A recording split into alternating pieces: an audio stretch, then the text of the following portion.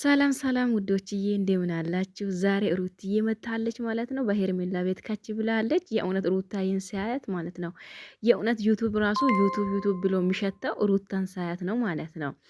ስለዚህ እንዴት ናችሁ እናንተ አላችሁ አደል? ቅመሞች የእውነት ውዶች በቃ እንቁዎች ናችሁ እኮ የእውነት እንቁዎች ናችሁ። እኔ በጣም ነው የሚደሰተው በእናንተ ማለት ነው፣ ሩታን እንደዚህ በመውደዳችሁ ማለት ነው።